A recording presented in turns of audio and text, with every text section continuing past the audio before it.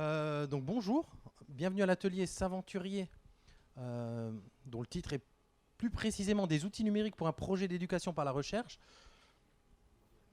Qui es-tu, Fabien? Tu rigoles, c'est quoi cette question? Bonjour, bonjour Régis, moi je suis Fabien. En fait, je suis là juste pour faire valoir ton atelier. J'ai travaillé pendant 3 ans dans le programme des Saventuriers, que j'ai malheureusement quitté il y a quelques mois, mais j'ai été quand même missionné par toute l'équipe pour accompagner Régis et être certain qu'il ne dise pas trop de bêtises lors de cette intervention.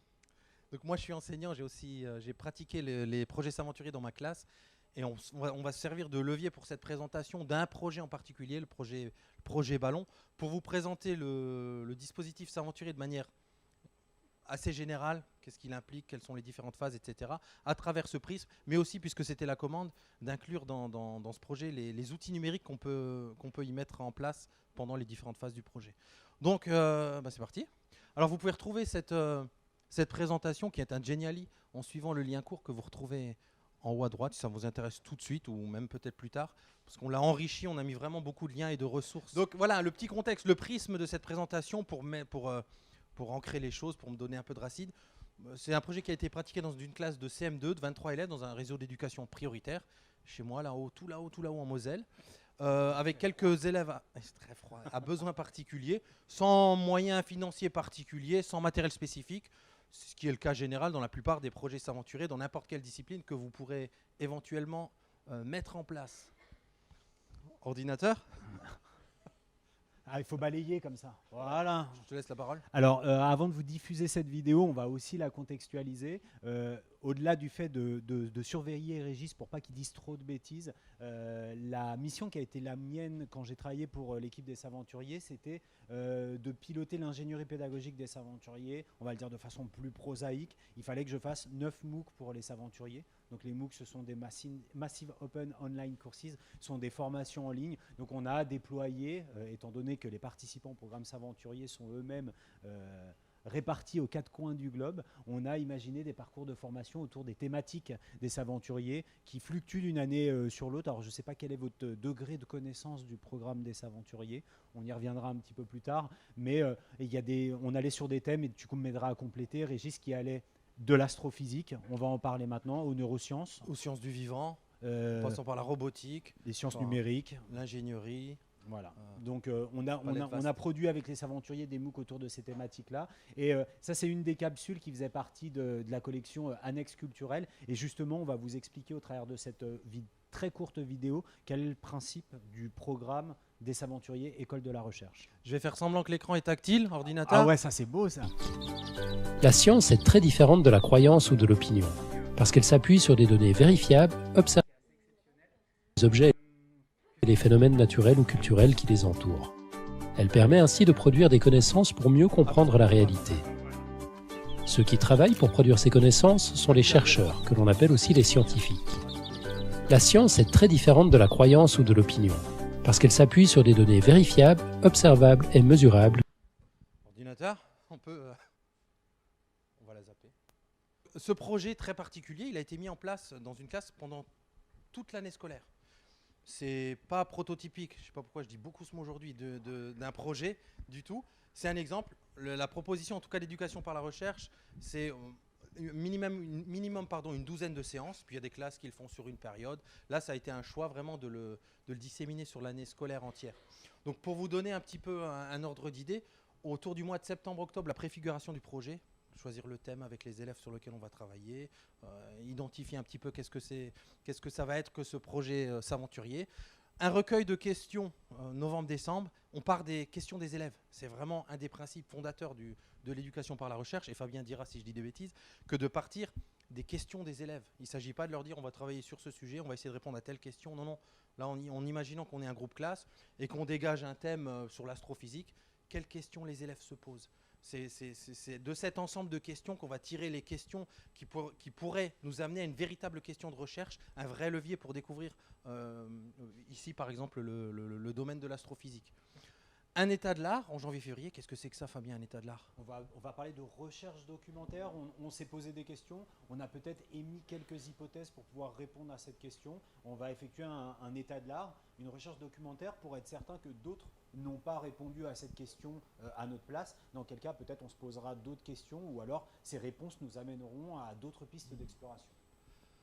À partir de ça, du recueil des questions qui sont très vastes de l'état de l'art, on va dégager un véritable questionnement scientifique. C'est le but. Là, on modèle les choses avec les élèves pour les amener à une question riche, c'est-à-dire une question à laquelle on ne peut pas répondre par oui ou par non, à laquelle on ne peut pas répondre en allant faire rapidement une recherche internet ou dans un livre. Il faut qu'il y ait un levier derrière pour pouvoir faire une véritable recherche. Donc un questionnement scientifique qui est vraiment le levier du projet S'aventurier. À partir de ce question, alors là, je vais assez vite parce que tout à l'heure, dans les slides, on vous détaillera ces étapes avec les élèves. La mise en place du protocole de recherche, c'est-à-dire on a notre question de recherche, mais qu'est-ce qu'on en fait? Qu'est-ce qu'on va mettre en place comme protocole pour essayer de répondre à cette question? La recherche en elle-même, évidemment, suivi de la collecte et de l'analyse des résultats. Alors ça peut être très vaste, comme on l'a dit, là on a l'exemple d'astrophysique, il y en a eu sur les neurosciences, il y en a eu en histoire même, enfin voilà, ça peut être très très large. Et la conclusion et la restitution, et pour ceux qui connaissent un petit peu le paradigme des chercheurs, c'est exactement ça en fait. On met les élèves et leurs enseignants dans la posture du chercheur, avec toutes ces étapes, c'est-à-dire je me pose une question scientifique, je mets en place une recherche qui peut-être ne va pas aboutir, qui peut-être va dévier sur d'autres choses. J'analyse mes résultats et je produis de la connaissance à travers la conclusion et les restitutions des résultats. Donc ça c'est, voilà, et celui-là, ce projet-là, j'ai trop envie d'aller chaque fois appuyer dessus. Minority Report. Ouais, oh très là bien. là. Oh là, voilà. La technologie. Donc ça fait- voilà, de façon tout à fait résumée, mais maintenant c'est très très posé ce processus et ces étapes, les fameuses 8 étapes, le questionnement, l'état de l'art, la question, on aurait dû le mettre en majuscule, la question porteuse scientifique, le protocole, la recherche, les données, conclusion, restitution. Je l'ai mis là parce que quand vous cliquerez dessus, vous arriverez à chaque fois à la diapo qui vous intéresse. Oh là là. S'il y avait qu'une diapo à retenir, on se disait avec Fabien, ce serait celle-ci, la trousse à outils peut-être. Sur chaque petit texte, vous avez un lien. C'est pour vous montrer, on ne voit pas le titre en haut, que vous n'êtes jamais seul dans un projet S'aventurier. Fabien a parlé tout à l'heure des MOOC. Dans les MOOC, qui pour l'instant ont des chances de retourner, on ne sait pas encore, mais ils ne retournent pas. Toutes les vidéos qui ont été produites, vous les retrouverez. Par exemple, les capsules du pédagogue-chercheur, dommage que vous n'ayez pas vu la première, mais vous allez les retrouver. Celles-ci, elles sont vraiment faites pour les élèves en classe, pour comprendre chacune des étapes dont je vous ai parlé tout à l'heure, pour la faire comprendre aux élèves. C'est des animations dont que Fabien a scénarisé pour les classes. Vous retrouvez, puisque c'était aussi l'objectif d'aujourd'hui, toute une série de capsules par discipline, entre guillemets, mais de manière très large, sur l'intégration du numérique dans un projet S'aventurier. Alors je mets peut-être le bémol en disant, c'est pas obligé. Un projet S'aventurier, ça ne veut pas dire numérique du tout. Donc si vous avez envie d'en mettre, si vous êtes féru de numérique, vous allez voir, on va vous montrer plein d'exemples, vous pouvez mettre plein de choses. Par contre, il n'y a absolument aucune obligation. Qui dit projet d'éducation pour la recherche ne dit pas forcément numérique. Mais en tout cas, c'est un bon levier aussi pour les élèves. Vous avez la communauté S'aventurier. À partir du moment, Fabien vous dira tout à l'heure, si vous voulez participer à un projet, comment vous inscrire, comment être associé à un mentor. Vous avez un parrain-chercheur qui va accompagner votre classe, qui peut être un doctorant, un chercheur, qui est souvent un doctorant, qui peut être aussi, comme tu le disais, un enseignant-chercheur. En tout cas, vous êtes accompagné dans ce projet par un spécialiste de la discipline qui va guider les classes, mais qui va vous guider vous aussi dans la scénarisation des différentes étapes qui vous ont été présentées par Régis. Comment est-ce que opérationnellement on met ça en place pédagogiquement? Vous resterez le pilote pédagogique du projet, mais on a toute l'expertise d'un chercheur qui viendra avec une méthodologie et aussi avec les connaissances dont on peut avoir besoin à un moment pour aller un peu plus loin dans le projet, et la capacité d'accessibiliser ces connaissances au public aussi, parce que si demain, Clotilde, tu te mets en neurosciences et moi en astrophysique, on va avoir besoin d'un petit peu d'aide sur la maîtrise, la manipulation de ces connaissances-là pour les amener aux élèves. Avec toute la richesse qu'il peut amener justement aux élèves, moi je sais que ça fait partie des temps très forts pour avoir participé à deux projets S'aventurier. Quelque chose dont les élèves se rappellent beaucoup. Il y a pour ce projet Ballon notamment, on a écrit par mail au chercheur qui nous a répondu. On a eu des interactions par Skype, par visioconférence avec ce chercheur. Ça a été très très fort pour les élèves de vivre ces temps-là, de voir qu'un chercheur il s'intéresse effectivement à ce qu'ils font, qu'il les guide. Il n'est pas là comme l'enseignant qui va vraiment apporter des réponses. Non, non, il les guide. Les premières questions des élèves, notamment les grands temps forts, c'est mais ils veulent savoir ce que c'est qu'un chercheur, comment il travaille, c'est quoi un chercheur. Enfin, ils ont cette image du gars en blouse blanche comme on est un peu tous dans son labo. Non, non, c'est pas que ça, c'est bien plus. Et donc ces temps, ils mettent vraiment l'élève. Moi, j'ai eu des élèves pour qui c'était vraiment un déclic de voir que c'est pas l'enseignant qui s'intéresse à ce qu'ils font, c'est quelqu'un d'autre de très prestigieux à leurs yeux. Et c'est vraiment un des nœuds des projets Saventuriers que ce lien avec ce parrain chercheur. Donc vous vous amuserez si ça vous intéresse à cliquer. En tout cas là vous avez pas mal de ressources, beaucoup de ressources qui peuvent vous aider à mettre en place et à comprendre aussi ce que c'est que ce paradigme de l'élève et de l'enseignant chercheur. Ça marche. Il y a des problèmes dans les projets Saventuriers, Fabien? Je vois Houston, we've got a problem. Ça, c'est toutes les difficultés qu'on rencontre lorsqu'on débute un projet Saventurier. Moi, je pense que la première des difficultés, c'est que c'est vraiment extrêmement flippant de se lancer dans un projet Saventurier, parce que le pitch, c'est de dire, vous ne savez pas où vous allez. Je pense que c'est à la fois flippant, à la fois excitant et très important, parce que c'est ça qui va sous-tendre l'intégralité du projet. C'est-à-dire que si vous avez la réponse à la question à laquelle vous allez amener vos élèves, ils vont sentir tout de suite que les dés sont pipés et qu'il y a quelque chose qui ne fonctionne pas. Réellement, sur les projets Saventuriers qui ont vraiment extrêmement bien fonctionné dans leur fertilité en termes de compétences et de connaissances, et même au-delà, qui ont été amenés aux élèves, l'enseignant n'avait pas la réponse à la question. Google n'avait pas la réponse à la question, et souvent, les chercheurs n'avaient pas forcément la réponse à cette question parce que c'était une question inédite. Un peu le projet paradigmatique pour illustrer ça, c'est ce qui s'est passé avec Enjean Sourd, dont il faudrait qu'on parle, Régis, si tu es d'accord, qui est la fondatrice du programme Saventurier, que beaucoup d'entre vous auront entendu au mois de juin à Deauville pour le congrès de cette année, et qui a commencé avec ses élèves à regarder ce qui pouvait se passer dans une colonie de fourmis, à identifier un comportement qui n'avait jamais été identifié jusque-là, à consulter des myrmécologues pour s'assurer qu'ils n'avaient pas la réponse, et d'être accompagnés par cette communauté-là pour mettre en place un protocole de recherche qui puisse apporter des éléments de réponse. Bon, c'est le projet alpha des Saventuriers, c'est celui qu'on ne reproduira probablement jamais dans nos classes, mais il devient paradigmatique dans le sens où on est allé vers quelque chose dont on ne connaissait pas la réponse. Là, ils ont trouvé des éléments de réponse qui rend le projet extrêmement emblématique. Il faut savoir que même quand on ne trouve... Il y a des tas de projets Saventuriers qui ne trouvent jamais de réponse à la fin. Et pourtant, voilà, vous savez très bien que la recherche, elle produit aussi au travers des impasses qu'elle rencontre, à partir du moment où on est capable de documenter ses recherches et de dire on est arrivé sur telle impasse et telle impasse. Donc vous imaginez, on parle souvent du statut de l'erreur et de la façon dont il faut faire changer le statut de l'erreur en classe. Bah là, on éprouve vraiment ce statut de l'erreur au travers d'un paradigme scientifique fort, de dire de ne pas trouver une réponse, de rencontrer un échec, de ne pas avoir un résultat attendu, pourvu qu'on ait une démarche qui soit documentée, qui soit intellectuellement rigoureuse et honnête. C'est un résultat de recherche. Et dans cette recherche, Régis et son projet en sont l'illustration, on aura construit vraiment beaucoup de connaissances et de compétences. Donc au début, un des écueils, ce fameux problème, c'est trop compliqué, mes élèves n'en seront pas capables, et surtout, moi, je ne m'en sens pas capable pour le moment. Donc il y a vraiment un point de départ qui est important, c'est la capacité à se lancer. On disait, il y a des points d'appui, il y a les Saventuriers, il y a le chercheur qui sont extrêmement importants. Les aléas de la recherche, tu disais tout à l'heure, il faut dans un premier temps peut-être apporter quelques éléments d'acculturation autour de ce qu'est la recherche. Je ne sais pas comment vous avez vécu cette première partie d'animation. Moi, je suis arrivé chez les Saventuriers au centre de recherche interdisciplinaire avec ma petite valise d'enseignant, et je ne connaissais rien au monde de la recherche. Donc on me présentait des paradigmes de recherche, il y avait des mots, il y avait des postes, il y avait des fonctionnements de laboratoire qui m'étaient totalement inconnus. Donc il a fallu déjà que je fréquente tout ce monde-là pour comprendre et mettre du sens derrière les projets Saventuriers. Donc acculturation du côté des élèves, mais acculturation nécessaire de notre côté. Et dans ces éléments de recherche, il y a ces fameux aléas de la recherche qui sont ici, et ça va être notre capacité à nous saisir de l'imprévu. Souvent, on dit la recherche, c'est la quête de l'imprévu. Et je pense que beaucoup de post-doctorants vous diront, j'ai fait 2 ans et demi, J'ai fait ça pendant 2 ans et demi dans ma thèse, et puis j'étais à la phase de recherche, et finalement je me suis rendu compte que telle variable agissait sur tel résultat, et alors là je me suis dit, je vais complètement revoir mon hypothèse de recherche, et je vais redonner une nouvelle direction à ma recherche. Si on est capable de faire ça dans un projet S'aventurier, c'est qu'on a bien intégré ce paradigme, et qu'on est capable de le piloter avec les élèves. Il y a une critique qui est faite, Régis, tu m'as donné la parole, tant pis pour toi, il y a une critique qui est faite,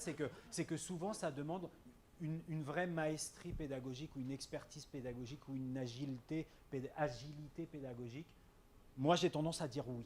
C'est-à-dire que j'ai pas vu de sortant d'ESP faire un projet S'aventurier. Les classes que j'ai suivies, après, j'avais besoin de construire des parcours de formation qui avaient une certaine valeur modélisante, ou en tout cas qui pouvaient donner des éléments sur lesquels d'autres collègues pouvaient s'appuyer. Bon, on avait des collègues qui avaient cette agilité pédagogique et qui étaient capables de surseoir à une situation qui foire complètement, et il va vous le prouver tout à l'heure, c'est les plantages et les erreurs. Dans ce projet ballon, l'idée des élèves au départ, c'était d'envoyer un ballon sonde, d'y mettre des capteurs et voir ce qu'on pourrait amener comme information d'un ballon sonde. Il se trouve qu'on n'a pas eu tout était mis en place, on n'a pas eu les autorisations, c'est assez particulier d'envoyer un ballon sonde.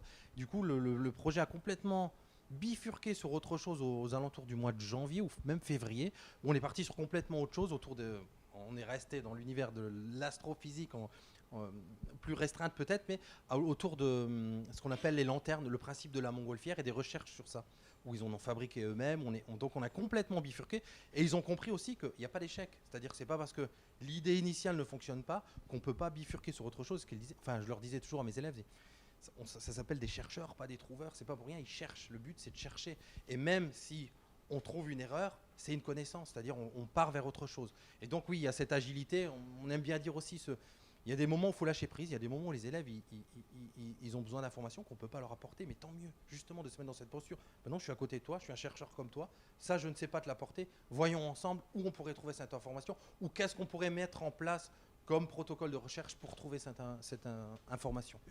Un autre exemple, je pense à ça parce que les collègues sont aussi dans des terrains d'exercice qui sont éloignés. On est descendu, pourquoi descendre? On est allé au Gabon au printemps pour aller filmer une classe d'un autre réseau d'enseignement du français à l'étranger, où la question c'était la biodiversité au Gabon, parce que c'était le projet d'établissement. Donc on continuait sur il fallait un lien avec la biodiversité du Gabon, et en fait les élèves qui étaient des élèves de 3e se sont aperçus que le référencement de la plupart des plantes, il était très mal fait sur Google, et du coup sur les différents sites qui pouvaient référencer ces végétaux-là, et surtout ils se sont retrouvés avec un gros problème, c'est que dans la classe, donc on avait une majorité d'élèves gabonais, et ils se sont rendus compte qu'ils ne donnaient pas eux-mêmes le même nom aux plantes. Donc c'est devenu quelque chose d'extrêmement compliqué. Donc ils ont convoqué les familles, et dans les familles, il y avait beaucoup je ne sais plus comment on dit,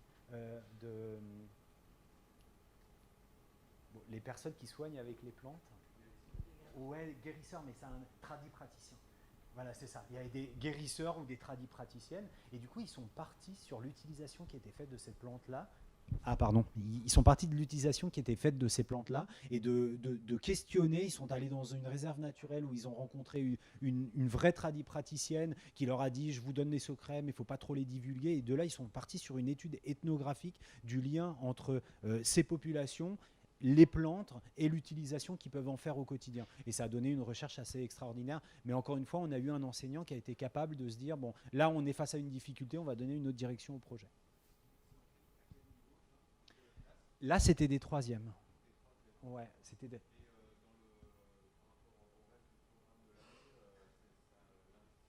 C'est très compliqué. Les collègues du secondaire disent que là aussi, ça nécessite certains types d'aménagements où les élèves peuvent peut-être venir. Il y a des aménagements particuliers d'emploi du temps qui peuvent être faits, notamment sous forme d'activités périscolaires avec des clubs, du soutien. Donc, ils l'intégraient comme ça. Il y avait une espèce de tronc commun qui était fait parce que ça collait aussi. Peut-être que tu enseignes les sciences et la vie de la Terre, et du coup ça te parle. Voilà, il y avait une partie tronc commun qui collait plutôt bien avec le programme de 3e, et puis pour tout le reste, il y avait aussi la préparation de ce voyage, de cette classe externalisée dans cette réserve naturelle, et du coup ça a été autant d'opportunités où il a pu faire travailler les élèves. Mais effectivement, il y a un petit numéro d'équilibriste à mener sur un emploi du temps quand on est dans le secondaire, ce qui n'est pas beaucoup moins le cas quand on est c'est plus souple dans le primaire. Au niveau de l'emploi du temps. Ouais. Donc voilà, ça rejoint ce que tu disais sur l'adaptabilité, il faut être très pragmatique dans ce qu'on veut faire, il faut être très au clair dès le départ sur est-ce qu'on veut lui donner une dimension sur l'année, parce que moi j'ai fait mon élémentaire en balisant des temps, certaines après-midi comme ça balisé dans l'année. Tous chercheurs, c'est l'idée, c'est ce que je vous disais un petit peu tout à l'heure, hein, c'est de mettre les élèves dans cette position-là. Il y a même maintenant, si vous avez peut-être lu l'ouvrage de François Tadei, Apprendre au XXIe siècle, il y a des recherches qui montrent que c'est la posture de l'enfant quand il naît, quoi, dès tout petit. Apprendre à marcher, c'est être en posture de recherche, c'est-à-dire on fait des erreurs, on tombe, mais on se relève, et c'est comme ça qu'on... Et peut-être qu'on leur fait oublier ça dans une certaine forme d'école traditionnelle, que ce type de projet, en tout cas, les remet dans ces postures-là. Intégration et le vide. Bon, on a dit à peu près ce qu'il fallait sur cette diapo. Alors, c'est dommage qu'on n'ait pas... peut-être faut descendre un petit peu le... Ça nous cache le haut de la diapo. Mais ça revient sur questionnement et état de l'art. Donc là, je vous ai mis quelques outils. Donc cette partie plutôt, pardon, sur le questionnement et l'état de l'art, on a regroupé sur une diapo 2 étapes sur les 8 étapes pour que ce soit pas trop long. Je vous donne les exemples de ce qu'on a pu faire dans la classe. Il y a des élèves, je vous disais tout à l'heure, ils se posent des questions. Moi, ils m'ont demandé, c'est dans une classe de CM2, la poussée d'Archimède, est-ce qu'on va apprendre ça à mettre? Est-ce que c'est au programme? Non, c'est pas au programme. Par contre, mettez-vous en binôme, en trinôme, faites un exposé, préparez un exposé et expliquez aux autres élèves. On avait besoin de ça dans le projet sur les lanternes, ça s'appelle les lanternes chinoises, je crois. C'est eux qui ont inventé ce... Et donc, il fallait travailler sur la poussée d'Archimède. Donc, les élèves les plus passionnés par cette question précise ont fait des recherches. Ils ont présenté à la classe sous forme d'exposé. Il y a d'autres élèves qui ont... alors là, et puis j'ai envie de dire, exposé très classique, hein, papier, crayon, stylo. C'est la base, on pourrait dire. Il y en a d'autres qui ont produit, qui ont fait les recherches. Vous connaissez, alors on présente en même temps quelques outils. Comment faire une bonne recherche sur Internet avec les bons critères, utiliser les mots-clés de façon sécurisée. Donc on a appris à se servir de Quant Junior, qui est vraiment là adapté pour les élèves, pour plein de raisons. Il ne récolte pas de données, donc c'est entièrement sécurisé. Il est aussi sécurisé du côté... il ne vous fera pas remonter de choses que les élèves ne peuvent pas voir. Donc, et il a le petit plus d'être français, donc c'est toujours agréable de dire aux élèves, voilà, il n'y a pas que les géants américains, il y a aussi des produits numériques français. Wikidia, les recherches, je vous ai dit CM2, donc eux, leur réflexe, souvent les élèves, même chez moi au CM2, les élèves de 10 ans, ils pensent tout de suite à Wikipédia, et puis quand ils sont sur la page Wikipédia, voilà, on fait un copier-coller de 50 lignes, et non. Donc il existe Wikidia qui est du même principe que Wikipédia, et ils peuvent aussi participer, donc c'est participatif comme Wikipédia. S'il y a une recherche qu'on fait, on ne trouve pas, on peut éventuellement créer la fiche et donc participer à la diffusion de connaissances. Et on est là vraiment typiquement dans un projet s'aventurier. Pour illustrer ça, il y a l'excellent réseau de Creil, pour lequel tu connais mon attachement, qui avait un truc et astuce pour les recherches documentaires et pour l'état de l'art. Il t'appelle le niveau de la classe à côté des mots-clés. Voilà, poussée d'Archimède, CM1. C'est tout bête, mais il se retrouvait avec des ressources qui étaient accessibles. On n'a pas parlé de ces difficultés-là tout à l'heure. Effectivement, tu viens de l'illustrer, c'est que, d'accord, on a un problème scientifique, on a les mots-clés, voilà, poussée d'Archimède. Effectivement, il ne suffit pas d'entrer ces mots-clés pour que les données, après, soient directement utilisables par les élèves de la classe. Et c'est assez intéressant de les laisser se dépatouiller avec ça aussi. Parce que l'idée d'un projet s'aventurier, ce n'est pas les frontières du savoir, c'est les frontières de leur savoir. Donc à un moment, leur dire, là, on est dans une forme d'incapacité à traiter les sources. Soit on trouve des moyens de nous les approprier, on va demander aux chercheurs ou peut-être d'autres solutions, soit il faut qu'on aille ailleurs. Ça, c'est assez intéressant. En gros, les élèves, on travaille en point, les élèves ne comprennent pas les informations qu'ils ont. C'est pas un problème, l'information peut exister. Exactement, c'est exactement ça. Et tout en reste à cet état de recherche Quant Junior et Wikidia C'est des exemples. Non. Typiquement, il y a le parrain-chercheur qui, lui, va permettre d'aller plus loin, qui peut, par exemple, nous, dans le cadre de ce projet, nous avait envoyé quelques éléments de recherche accessibles aux élèves. Donc, on va jusqu'où on peut aller avec les élèves en fonction de plein de critères, du niveau de classe qu'on a, en fonction du temps qu'on a, enfin voilà. Et comme le dit Fabien, on va aux frontières du savoir des élèves. On aimerait tous avoir cette chance, comme Jean Sourd, d'aller aux vraies frontières du savoir. Peut-être que ça arrivera à d'autres projets s'aventuriers, ce serait vraiment génial. Mais voilà, si on va déjà aux frontières du savoir des élèves, on les pousse déjà à dépasser leurs limites. Après, sur la recherche documentaire, on a de la recherche traditionnelle. Tu parlais des exposés, on va à la BCD, on sait tout le travail qu'on peut mettre derrière. En fait, c'est un fourre-tout pédagogique. C'est-à-dire quand on veut aller en BCD et se dire, ce que vous faites déjà, on sélectionne les ouvrages qui vont être pertinents, ou peut-être on pourra trouver des éléments de réponse. Bon bah voilà, avec nos excellents collègues documentalistes, professeurs documentalistes, eh bien on mène ce travail-là. Il y a aussi quelque chose, je repense à Joël Lefort qui avait lancé des appels sur les réseaux sociaux aussi, via le compte de sa classe, via le compte Twitter de la classe en disant « Help, voilà, on a un problème, on ne comprend pas comment les abeilles vont mémoriser l'endroit où elles ont déjà passé pour butiner. Est-ce que quelqu'un peut nous apporter les réponses? Parce que nous, on trouve rien là-dessus. » Et c'est comme ça qu'elle a trouvé le parrain chercheur du projet de l'année d'après. Vous avez enfin non, je dis vous avez, mais dans cet établissement, ils ont la chance d'avoir une web radio. Dans mon établissement aussi, sous forme de podcast. Donc voilà, encore un exemple. Les élèves produisaient des capsules audio à partir de certaines graines de connaissances ou pour expliciter le projet, pour vous montrer qu'on peut vraiment intégrer de façon numérique soit ce qu'on a envie de développer chez des élèves, ce qui fait partie du programme, ou alors on peut rester sur du papier-crayon. Ça, c'est vraiment... voilà. Et tu reviendras peut-être après sur toute la question de la documentation du projet. Ouais. Okay. Alors, on en arrive à, une fois qu'on a fait cet état de l'art, souvent il y a plusieurs questions de recherche, en tout cas qui auraient ce potentiel qui émergent, et puis on en sélectionne une. À un moment, il faut partir sur la question et sur le protocole qu'on voudrait mettre en place. Alors là, j'ai mis quelques exemples, on vous en parlera tout à l'heure, mais on a travaillé beaucoup sur Twitter pour partager ce qu'on faisait, mais aussi pour nous faire amener des connaissances. Donc là, on avait travaillé par exemple sur les échanges de température. Ça tombait bien, ça faisait partie du programme. En plus, avec cette histoire de lanterne, il y avait cette histoire de transfert de chaleur, pourquoi c'est plus léger, etc. Donc tout ce travail, tout ce protocole de recherche qu'on a réfléchi et mis en place avec les élèves, on le documentait à chaque fois. Par exemple ici, par des photos, alors on ne voit pas très bien, mais quand vous cliquerez dessus, normalement il y a le lien, où c'est des photos annotées. Là aussi, c'est fait numériquement. Il y avait cette fameuse application qui s'appelait Sketch, mais il en existe plein maintenant. Les élèves, vous savez, ils avaient une tablette ou mon smartphone, ils prenaient une photo, ils annotaient. Du coup, c'est l'occasion d'apprendre comment on annote un schéma. Ça fait partie du programme, ça tombe bien. Là, on le fait en plus de façon numérique. On récolte les données. Quelques usages numériques qu'on vous a mis là-haut. Les Saventuriers mettent à votre disposition, quand vous vous lancez dans un projet, un blog WordPress sur lequel les élèves, alors là encore une fois, rien d'obligatoire, mais peuvent publier des articles. C'est ce qu'on a fait avec la classe là, tout au long de l'année. Publier des articles. Alors pour vous donner des exemples, les élèves, on avait d'abord publié qu'est-ce qu'on veut rechercher. Au départ, on faisait des cartes mentales avec toutes nos questions. Donc on publiait ça faisait l'objet d'un article. Donc les élèves devaient se mettre dans la posture de on ne publie pas n'importe quoi, comment on remet en forme, à qui on s'adresse, où ça va être publié. Vous voyez toutes les questions que ça peut soulever, qui sont des questions aussi, quand le chercheur doit publier ses résultats, les questions qu'il peut se poser.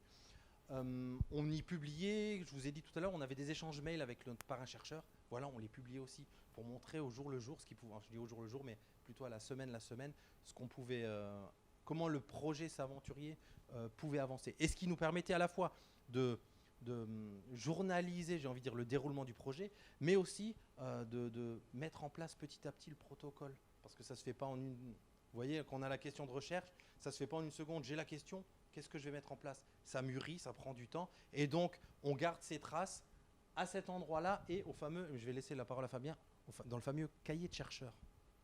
Ouais, alors, le cahier de chercheur, il est particulièrement important. En tout cas, Ange Sourd, elle le met vraiment en avant lorsqu'elle parle d'un projet Saventurier. C'est un carnet qui est personnel, qui n'appartient qu'à l'élève, qui ne contient pas forcément de traces mémoire du cours, qui sont formalisées.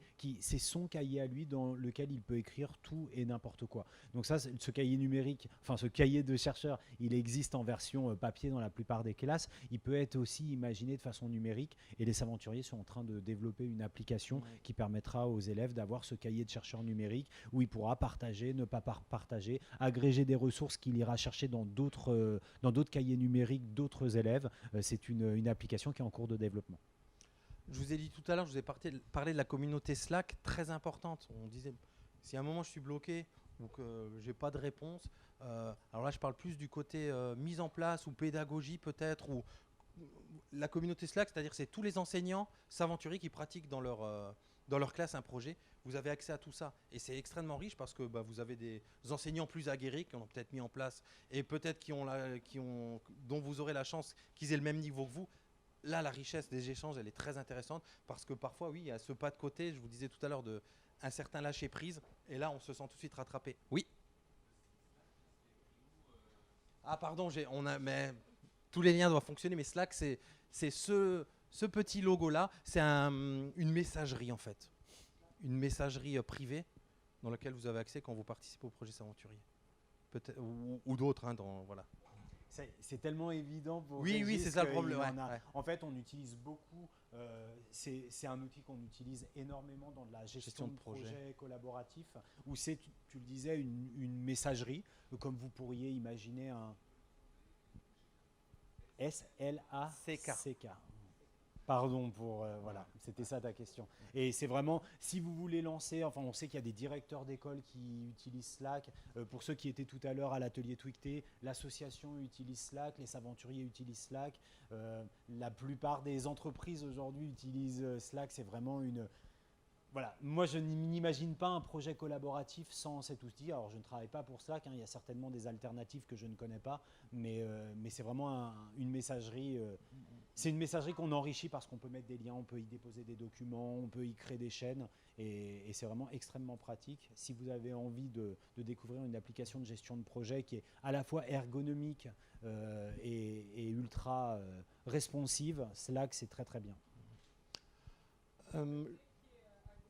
Voilà, c'est ça.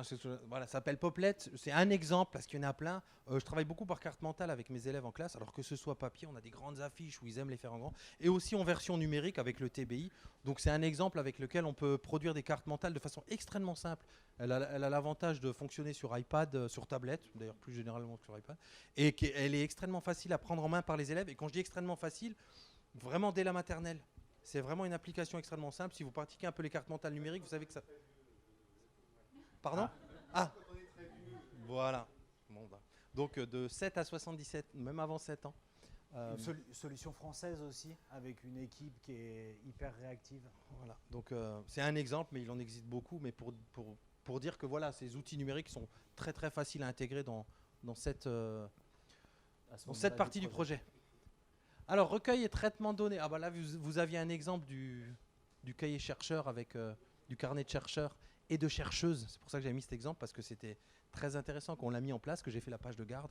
J'ai fait la gaffe j'avais fait ma page de garde, cahier de chercheurs, et là, il y a des élèves... nous, on est des chercheuses. Je dis, mais t'as carrément raison, je l'avais prévu, regarde. et hop, là, sur mon ordinateur, j'ai appris mes cahiers de chercheuses pour les filles, donc... Mais j'ai eu la remarque des élèves, donc c'était riche. Et du coup, ça a d'ailleurs emmené sur d'autres choses, sur les grandes chercheuses, etc. Donc vous voyez que les élèves, c'est toujours eux qui nous surprennent. On croit que maintenant c'est eux. Le recueil et traitement de données. Alors dans ce projet ballon, un des pans, c'était les élèves se posaient une question. Enfin, il y avait deux grandes questions.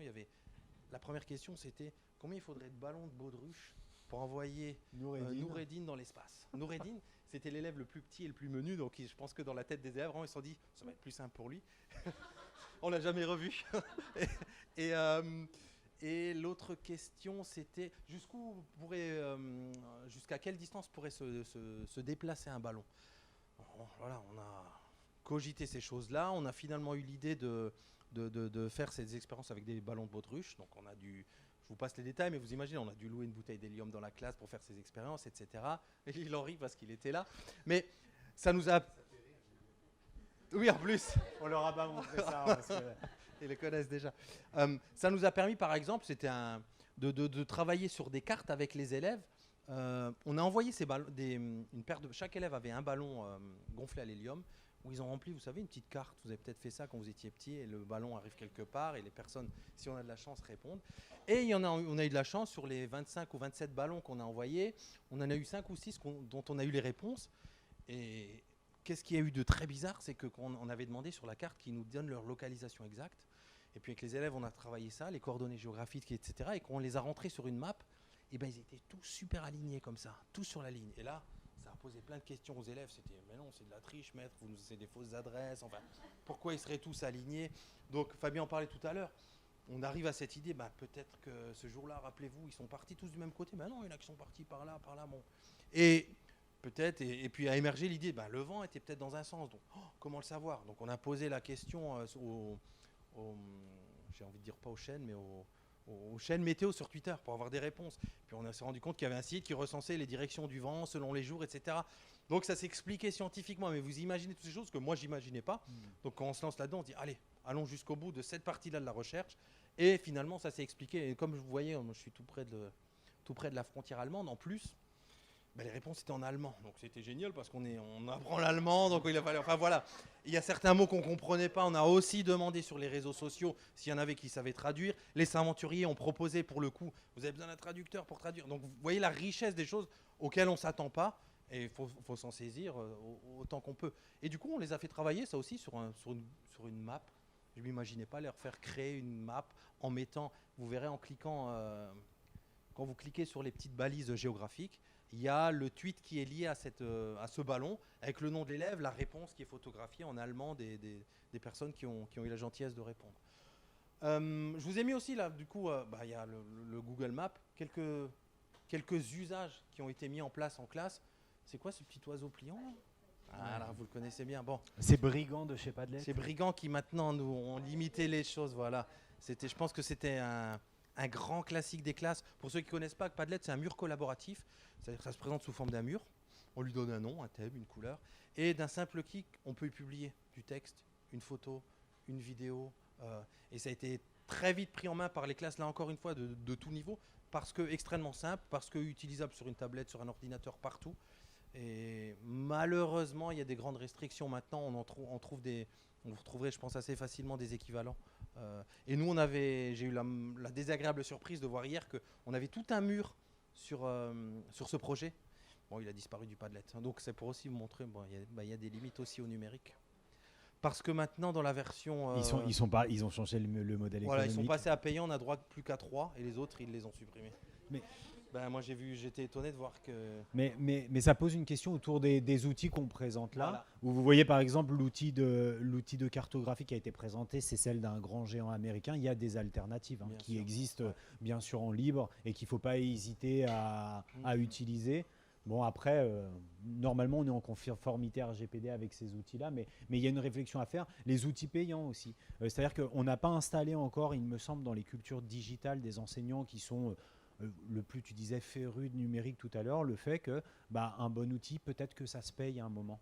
Et peut-être que on va acheter une licence, et je pense qu'on va arriver à ce niveau de réflexion parce que les modèles économiques de ces solutions-là, elles évoluent. Et parce que peut-être que ça a été pensé depuis le début de faire une espèce d'hameçonnage en proposant un outil gratuit. Venez utiliser, prenez vos habitudes pédagogiques avec. Et puis maintenant, la licence est à $100 de l'année et allez, à vous de jouer.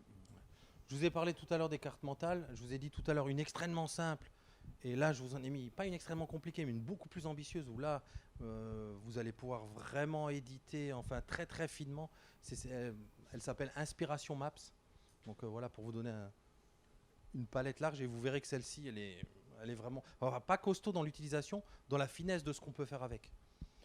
Quelque chose de très apprécié des élèves et à la fois facile à mettre en place et qui peut être très très riche, les outils de nuages de mots, que tout le monde connaît, mais vraiment on peut en faire des choses très intéressantes, j'ai envie de dire presque dans toutes les disciplines. Pour sortir un peu de ça, moi j'adore les utiliser dans le cadre de projets littéraires, c'est-à-dire leur faire utiliser des mots, apporter du vocabulaire, ils ont vraiment besoin de ça, mes élèves. Et voilà, de dire on ne fait pas juste ça pour rien, à la fin il y a un nuage de mots qui est imprimé, éventuellement publié sur le compte Twitter ou collé dans le cahier. Enfin, c'est un outil pédagogiquement riche, on peut mettre plein de choses derrière. Ça c'était là c'était WordArt. Là c'était WordArt. Ouais. Oh, bon, bravo. Mais il en existe encore une fois un plein. Ça va pas marcher. Ah mais il y a un temps de latence. Voilà. Conclusion et restitution, c'est aussi un temps très important pour lequel on n'a peut-être pas l'habitude de faire. C'est-à-dire que les élèves, une fois que les ressources sont produites, une fois que les connaissances sont produites, elles ne sont pas juste là dans le cahier de chercheur. elles sont produites à destination des autres classes aventuriers ou de toutes les personnes qui pourraient éventuellement suivre le compte Twitter. C'est-à-dire, il faut mettre en forme ces résultats et ces conclusions. Le but, c'est de les transmettre à d'autres classes. Alors, le hub de ça, pour nous, c'était le WordPress dont je vous ai parlé tout à l'heure. Vous retrouverez le lien, il y a vraiment toutes les étapes. Et là, encore une fois, ça dépend vraiment du niveau des élèves et de ce qu'on a envie d'en faire. Nous, je crois qu'on a fait une quinzaine d'articles, mais du coup, ça, pour le coup, ça reste. À la fin, alors on peut, par exemple, choisir de les imprimer, de les mettre dans leur cahier de sciences ou dans leur cahier de chercheur. Ça a vraiment à la fois valeur de trace, de journalisation, comme je disais tout à l'heure, du projet, mais aussi de transmission aux autres. Voilà ce qu'on a trouvé. Si vous voulez vous lancer dans un tel projet, c'est ce qui arrive maintenant avec ces classes aventurières qui se disent « Moi, j'aimerais me lancer en astrophysique, qu'est-ce que je pourrais faire ?» Ils vont consulter le WordPress des autres classes pour voir ce qui a déjà été fait, qu'est-ce que ça peut leur apporter, qu'est-ce qu'ils peuvent faire, quel pas de côté ils peuvent faire pour se lancer dans autre chose ou se servir de ça comme marchepied. Et d'un relais aussi, c'est-à-dire de pouvoir se renseigner sur, comme tu le disais, au travers des blogs WordPress, sur les limites d'une classe précédente. Et la classe, si elle a bien renseigné son projet, de se dire, nous, on est arrivé à ce point-là, c'était la fin de l'année, on n'a pas répondu à cette question, et de prendre le relais derrière, ce qui permet d'établir une correspondance scolaire avec cette classe pour avoir plus d'informations sur le projet et peut-être poursuivre la recherche. Je ne sais pas combien de temps il nous reste, du coup. L'outil qu'on utilise là en ce moment, c'est celui-ci, c'est Genially, que vous connaissez peut-être aussi. Il reste, pardon ? 20 minutes. Attends. Ah oui, d'accord. Ah oui, avec. Ouais, 15 et 15, c'est ça ? Ok, 15 et 15. Donc, l'outil qu'on utilise là, qui est espagnol d'ailleurs, oui. Genially, qui permet vraiment, là c'est ce que vous voyez là, mais qui permet d'aller encore beaucoup plus loin, c'est-à-dire de publier des espèces de mini-sites entièrement animés, qui est très apprécié des enseignants aussi, ouais. et pour le coup des élèves, vous voyez que c'est assez facile à prendre en main, alors pas par les élèves tout seuls, mais avec les élèves, et on peut très bien imaginer à la fin de son projet, faire comme là une restitution avec les élèves, et peut-être que c'est l'occasion idéale de te passer la main, par exemple pour présenter ces résultats au congrès des jeunes chercheurs. Le congrès des jeunes chercheurs qui est présenté par les Saventuriers une fois à l'année, donc en fonction des thématiques. L'idée, c'est de réunir les classes qui peuvent être présentes physiquement ou virtuellement par des visioconférences pour faire une restitution comme un véritable chercheur de la recherche qui aura été menée tout au long de l'année. Donc c'est un temps fort pour les élèves. C'est aussi une forme de promesse qu'on peut leur faire en début d'année et qui motive énormément les élèves de savoir qu'il va y avoir cette part de restitution. Donc pour avoir un vrai suivi, une construction du projet et aussi pour travailler, là je repense notamment aux classes de Cray dont je parlais tout à l'heure, sur d'autres compétences. On a beaucoup parlé de maîtrise de la langue au travers de toute la documentation qui va être mise en place, des articles qui vont être écrits pour être postés sur le blog. Là pour la restitution, il y a vraiment tout un travail sur l'oral qui est intéressant. Puis pour les plus grands, moi je pense notamment à la construction de ces fameux diaporamas. Comment est-ce qu'on construit un diaporama et comment on scénarise l'intervention sur scène sur des élèves plus âgés. On parlait tout à l'heure des troisièmes. J'ai vu aussi des classes à Bordeaux de première S notamment, où je suis arrivé en fin d'année pour découvrir le projet. Et la classe était sur... c'était deux profs de SVT justement, mais ils avaient pris un temps pour dire ok, on bosse sur la scénarisation de l'intervention. Donc les mômes ne voulaient absolument pas partir sur ce qu'on est en train de vous proposer là, un micro de personnes et un diaporama. Ils voulaient amener quelque chose en plus avec une forme de théâtralisation. Quel ton on va mettre pour capter l'attention des personnes. C'était extrêmement riche. Je vous ai mis d'autres exemples. Un grand classique aussi, que vous connaissez peut-être, je dis un grand classique, l'outil qui est Adobe Spark, Adobe Vidéo, ils ont changé de nom. C'est un outil à la fois sur tablette et sur ordinateur qui permet de faire des... Alors, c'est un mélange de diaporamas et de vidéos extrêmement simple à mettre en place. On prend une photo ou une petite vidéo, on met un petit texte, ou alors on rajoute un peu d'audio. Là encore, pris en main dès la maternelle, il y a des élèves de maternelle sur tablette qui utilisent ça. Et là encore une fois, pour faire des restitutions, on peut dépasser largement le cadre d'un projet. Il y a beaucoup de classes qui s'en servent pour faire, vous savez, les fameuses capsules produites par les élèves sur une notion au programme. C'est ce genre d'application qui permet vraiment de faire ça de façon extrêmement simple avec les élèves et parfois de façon plus rapide que ce que nous on pourrait faire. C'est extrêmement ergonomique. En quelques minutes, ils ont produit un résultat, j'ai envie de dire, de niveau presque professionnel, pardon, qu'on ne pouvait pas imaginer, en tout cas il y a 4 ou 5 ans. C'est pas pour rien, ce type d'application, quand elles sont sorties, elles ont entre guillemets changé la donne. Il y a certains enseignants qui se sont en saisis, je ne sais pas si je dis quelque chose, qui s'en sont saisis, je suis fatigué, pardon, et qui ont commencé à produire ces fameuses capsules vraiment en masse. Là, vous avez peut-être vu ce phénomène où beaucoup de classes produisaient des capsules de savoir, pas juste pour faire joli, à destination d'autres classes. Et du coup, on avait ce phénomène de classes qui pouvaient produire la connaissance pour d'autres classes. D'où d'autant plus motivant pour les élèves de dire, ok, montre-moi que tu as bien compris la poussée d'Archimède.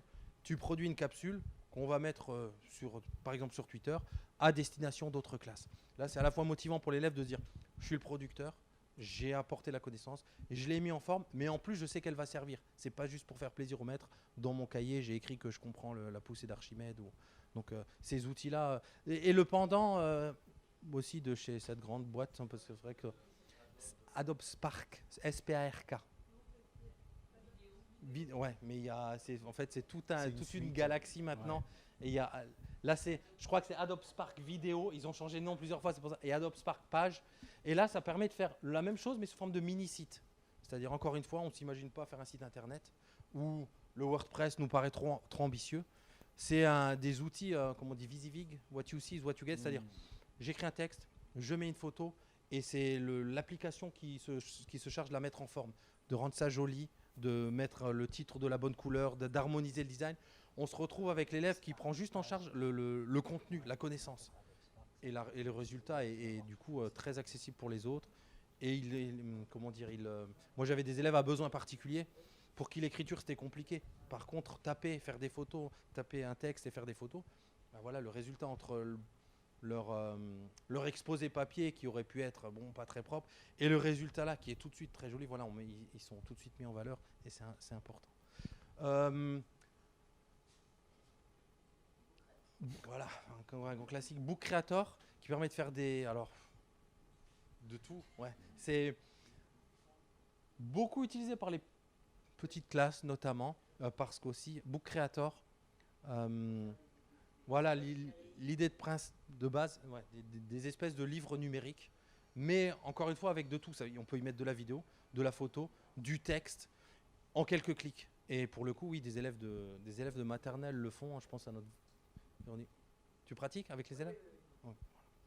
Donc, Béné, la chef du Book Creator. Ouais. Et encore une là, oui, que j'ai mis en dernier. Les élèves, quand ils produisaient on peut appeler ça des graines de connaissances, pour les apporter aux autres élèves, et ils aimaient bien aussi se mettre dans la posture d'enseignant. Je vais t'interroger pour voir si tu as bien compris. Il y en a plein, mais celle-ci s'appelle Quizlet, qui permet de fabriquer des petits quiz de façon assez simple et vous imaginez, vous rentrez une question, une réponse, comme ça, plusieurs questions, plusieurs réponses. Et selon le choix de l'élève, ça peut être du memory card, ça peut être de l'associé, ça peut être voilà, un peu comme dans l'équivalent de Beatsboard. Ça génère automatiquement des petits jeux, mais qui ont été fabriqués par l'élève à destination d'un autre élève. Dans le même ordre d'idée, il y a les Learning Apps que vous connaissez peut-être aussi. Voilà. Il y a un atelier. Ouais. Voilà.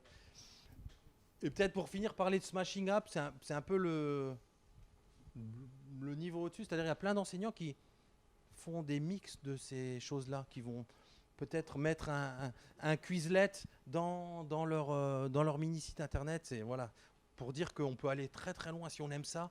Il y a moyen de vraiment de mixer les choses et de faire des choses très intéressantes, en gardant évidemment toujours à l'esprit, là, le cahier des charges, c'était la graine de numérique qu'on pourrait mettre dans les Saventuriers. Vous imaginez bien tout ce qu'on pourrait faire là à destination par les élèves, pour d'autres élèves ou pourquoi pas pour le parrain chercheur. Enfin voilà, le challenger là-dessus. Je ne sais plus ce qu'il y a derrière. Je crois que c'est les questions. Voilà, c'est... Ouais. Donc comme on a dit beaucoup de choses, voilà, c'est ça. J'avais demandé à Ange l'an dernier si c'était envisageable qu'il y ait un questionnement de type littéraire. Et elle m'avait dit, a priori, il n'y a rien qui s'oppose à ça. Et en même temps, elle n'est pas rentrée dans le détail. Et là, dans ce que j'entends, j'arrive pas à voir comment ça peut se décliner Voilà, parce que j'ai l'impression que c'est essentiellement des questionnements de nature scientifique.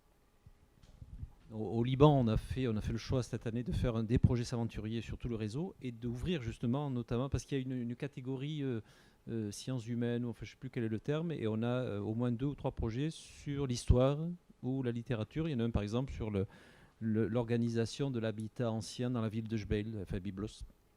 Et donc il y a un chercheur, un anthropologue, historien, archéologue, qui travaille avec les élèves sur ce thème-là. Donc c'est tout à fait envisageable. Ça rentre dans les catégories... Pour pour l'histoire, l'histoire, oui. mais les lettres, on peut aussi, parce qu'il y avait un professeur de lettres avait proposé aussi un projet, mais je n'ai plus en tête.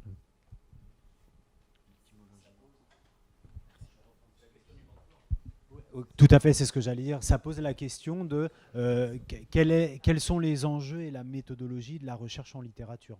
Moi, personnellement, je ne les connais pas, mais il faudrait avoir, comme tu le disais, un mentor qui soit en mesure de nous dire voilà quel est un peu le paradigme de la recherche en littérature. Et après, toi, en tant que pilote pédagogique, de te dire on peut certainement l'adapter de cette façon-là. Voilà, c'est un univers que je connais mal, mais moi, j'imagine que lance-toi pour défricher et pour voir quelles peuvent être les difficultés. Et après, avec cette question du mentor qui puisse t'accompagner. Quand est-ce qu'on se décide en fait à faire ce genre de projet? C'est-à-dire dans l'année antérieure, parce que tu donnes ton planning, tu commences en septembre. Donc ça veut dire que tu y as déjà réfléchi en juin ou pendant l'été. Alors, la réponse aux appels à projets se fait en juin. Enfin, en tout cas, les appels à projets sont publiés à partir de la fin mai, mi-mai. Et puis, vous pouvez répondre jusqu'en septembre, octobre. C'est ce qu'on a fait ici, au Liban, pardon, où on a lancé. L'idée est apparue en juin, mais n'a pas été transmise aux professeurs. On en a parlé dans chacun des établissements lors des journées de pré-rentrée. Et les professeurs ont réfléchi. L'inscription était faisable jusqu'au mois d'octobre, mi-octobre, je crois. Donc ça a permis. Et on va avoir les 3 et 4 décembre Ange Ansour qui va venir au Liban pour assurer une formation. Retour Donc à la maison. Voilà. Donc c'est en décalage, mais c'est pas gênant. On n'est pas tenu dans un calendrier très, très strict. Hein. C'est très ouvert. Et puis oui, on a certains projets qui sont compressés sur des périodes qui sont. Là, c'est vraiment, tu le disais tout à l'heure, hein, c'était indicatif. En fait, j'ai dû zapper complètement. Il y a une histoire d'appel à projet et d'inscription. On ne peut pas juste se lancer dans sa classe. Quel est l'intérêt de s'inscrire? Quel est le... Il y a en s'inscrivant par les modalités dont parlait Fabien, les aventuriers vont mettre à votre disposition, enfin entre guillemets, vont associer votre classe à un parrain chercheur qui peut être un doctorant. Mais tu m'arrêtes si je me trompe, il y a des classes qu'ils choisissent eux-mêmes, qui ont, par exemple, l'école est dans une ville où il y a une université, qui vont aller choisir un universitaire qui va aller. Voilà, tout est envisageable évidemment. Vous pouvez vous lancer. Donc, et toute la communauté, toute l'aide viendra avec, même si c'est vous, entre guillemets, vous qui avez apporté le chercheur. Donc le questionnement à la base, il vient quand même plutôt de vous que des élèves, c'est-à-dire vous y avez déjà réfléchi avant, et après, vous allez les faire réfléchir, se poser des questions, mais à la base, vous avez prévu quand même un peu plus le domaine. Moi, je savais que c'était en sciences physiques, donc plutôt l'astrophysique. Puis après, ça nous a emmenés sur des chemins. On disait tout à l'heure, il y a la science du vivant, il y a sciences physiques, il y a des classes de maternelle qu'on travaille, enfin pas que de maternelle, mais sur les neurosciences, sur qu'est-ce que j'oublie, l'histoire. Voilà. Après, oui, les élèves peuvent amener quelques idées très farfelues ou alors complètement. On dit pas juste non ton idée. On dit dans notre contexte, ça fait pas du tout partie de ce qu'on doit apprendre. Ou, voilà, évidemment, on balise un peu les choses. On peut pas partir complètement. En complément, on peut aussi, les aventuriers le prévoient, faire un projet sans mentor. Alors on a un projet par exemple où le professeur des écoles est elle-même docteur en sciences, en biologie, et donc elle fait quelque chose autour de l'ADN. Alors on va voir comment ça fonctionne, mais l'intérêt c'est quand même d'avoir un chercheur extérieur aussi. Alors même si le professeur est tout à fait prêt, connaît exactement les démarches de la recherche, mais moi je pense que c'est bien qu'il y ait quelqu'un aussi de l'extérieur. Mais bon, on peut faire aussi sans mentor. Et au Liban, puisqu'on ne pouvait pas faire venir des chercheurs de France, c'est bien aussi qu'il y ait le contact physique. Je ne sais pas si parce que vous parliez de Skype et de contact avec les chercheurs, mais ça peut être aussi en direct, ils viennent dans la classe. Voilà. Donc nous, on a fait appel à des professeurs d'université de proximité. je revenais juste sur cette question de la question de départ du domaine disciplinaire. C'est vrai que tout à l'heure, tu disais, dans l'idéal, la question vient des élèves.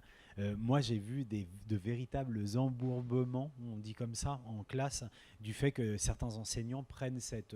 alors, il n'y a jamais de prescription chez les aventuriers, comme dirait Jean Sourd, mais pire, prennent ça au pied de la lettre. Et j'ai vu des séances de remue-ménage entre les élèves et des propositions farfelues où ça a complètement démobilisé l'enseignant devant les fausses pistes, les vraies fausses pistes qui étaient amenées par les élèves. Donc moi, je nuancerais ça en me disant, je sais tout de même à peu près où je vais y aller. Ce qui est important, c'est d'être particulièrement à l'écoute des propositions des élèves, parce que dans ce même projet, que je ne contextualiserai pas plus, à un moment, j'étais dans un dispositif Ulysse, donc Ulysse Collège.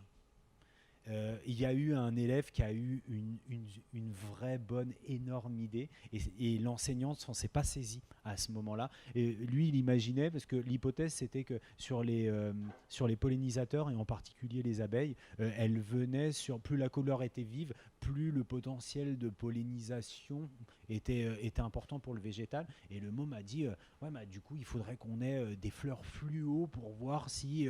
et il livre ça, ce môme d'Ulysse, au milieu du... Et c'est passé complètement à la trappe, et ce groupe d'enseignants a continué à réfléchir et à voir toutes les difficultés, les impossibilités qu'il y avait dans ce projet, alors que moi j'avais le sentiment qu'il y avait des choses assez simples à mettre en place avec du papier crépon, avec n'importe quoi. Parce qu'après, l'intérêt, c'est que les élèves eux-mêmes conçoivent leur protocole de recherche, l'expérimentent et se disent, bah non, il y a des biais en veux-tu, en voilà dans ce protocole, il est mal pensé, il faut qu'on... Là se jouent les choses. Mais on avait des enseignants qui étaient déjà dans on n'obtiendra pas de résultats comme ça. Et ça, c'est dommage, parce que du coup, ça fait avorter des projets qui peuvent être extrêmement fertiles. Régis en a été l'exemple.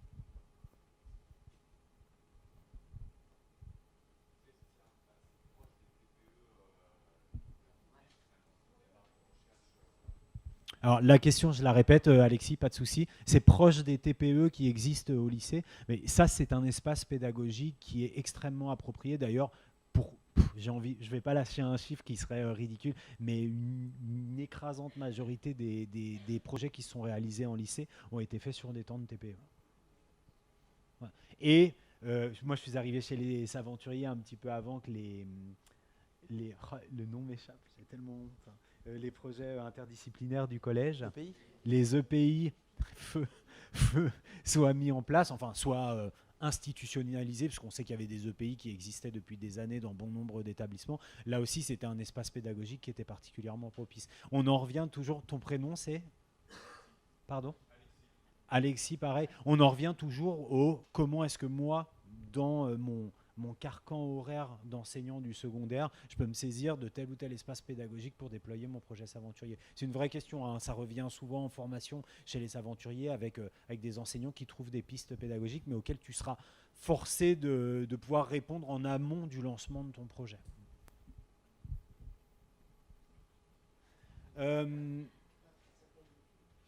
Et il faudra qu'on vous transmette aussi la présentation, parce que comme vous avez vu, on vous a parlé de beaucoup de choses qui restaient peut-être un petit peu floues, mais parce qu'en fait, il y avait de l'interactivité sur les différents icônes qu'on n'a pas pu actionner. Voilà. Qu'est-ce que tu fais là-bas, tu me laisses encore seul devant les gens comme ça ? Ah, joli. Ah, oh. Il est costaud, le mec. Hein. Allez.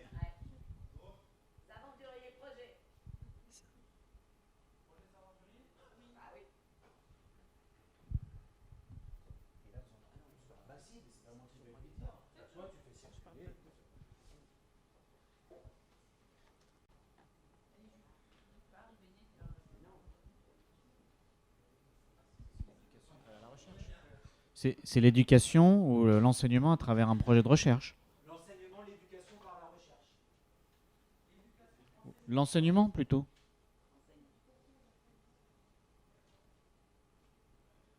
Non, on a dit enseignement.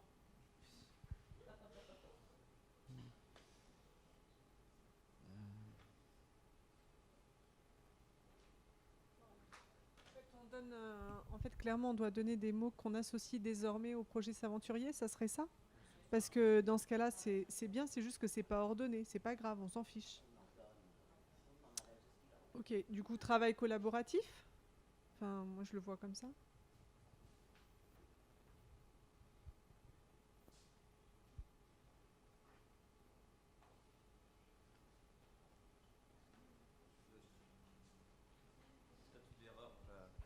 Moi, j'ai retenu statut de l'erreur.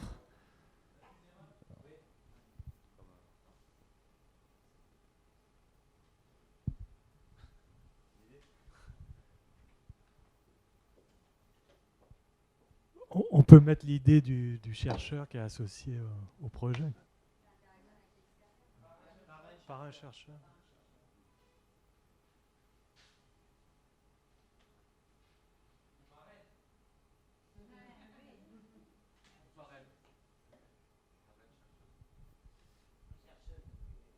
Tu mets avec à la québécoise, avec un E. Oui, on pourrait écrire protocole de recherche.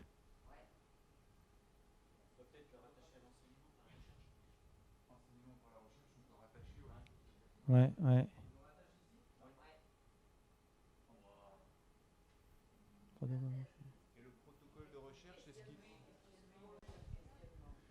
Est-ce que le protocole de recherche, il s'insère pas carrément dans toute une démarche scientifique sur une année entière?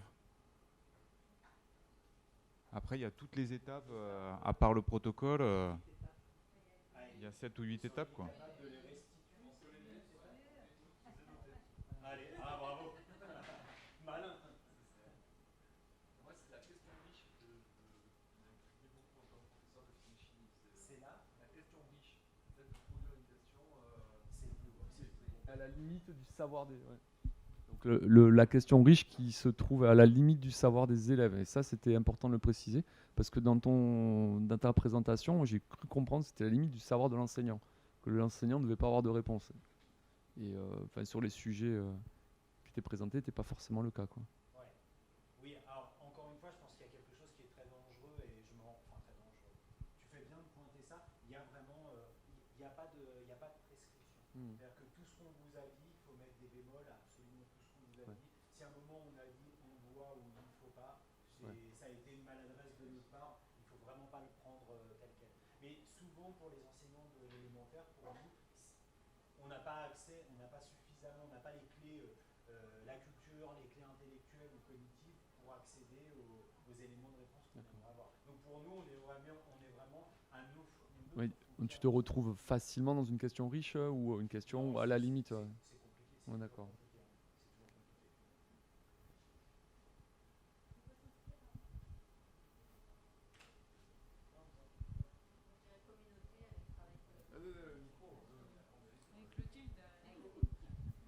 Je dirais communauté aussi, avec le travail collaboratif, il y a la création d'une communauté qui travaille avec l'outil Slack, donc on peut mettre déjà communauté.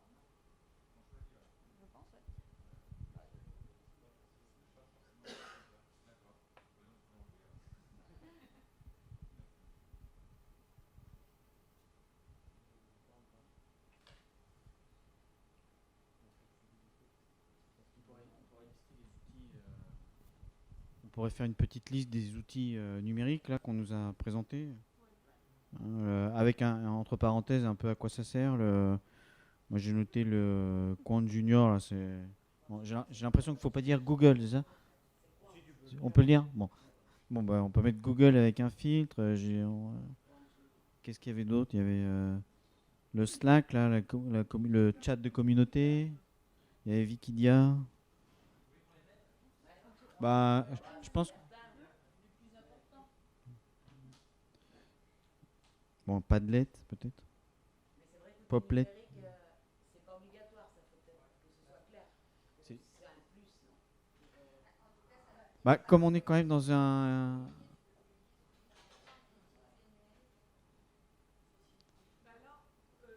C'est un peu le sujet, quoi. Oui.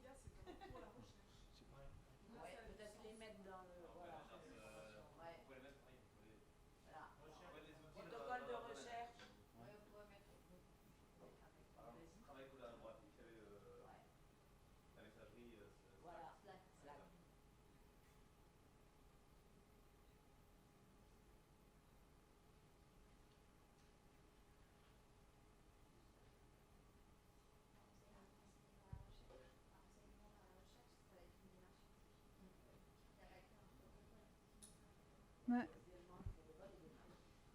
Moi, je trouve qu'il manque l'objectif pour les élèves. Attention. Pas tous en même temps. Donc tu disais. Moi, je trouve qu'il manque l'objectif pour les élèves de développer l'esprit critique. Voilà.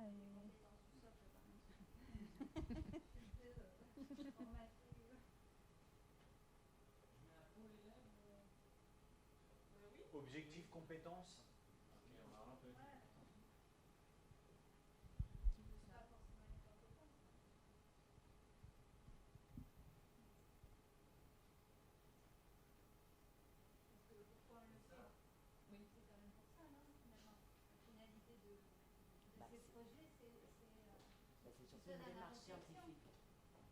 Complètement. C'était l'objet de l'atelier qui avait lieu.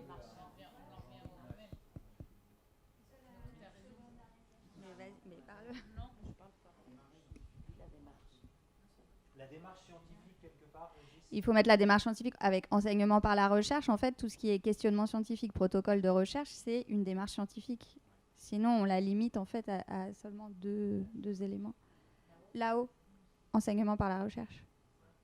Ouais.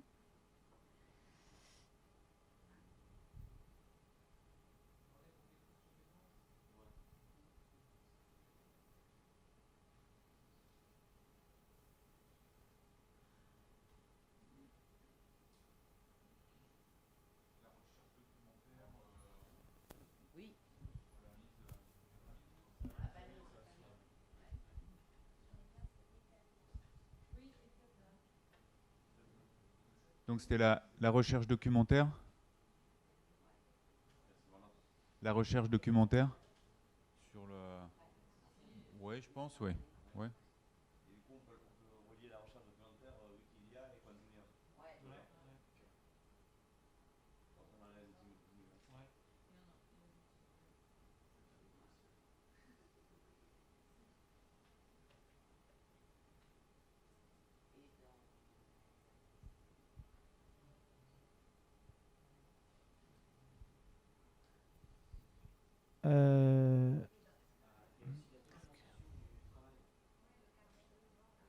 Ah oui. Restitution de la recherche. C'est ça que vous vouliez dire? Au carnet de bord, carnet de chercheurs. Pensez aussi à la restitution du travail, la trace écrite. Ouais. Mettre quelque chose d'intermédiaire entre restitution et communauté qui soit lié. On ne peut pas avec celui-ci. Parce que tu vois, blog, c'est entre restitution et communauté. Ouais. Ah, t'as pas la possibilité de remettre.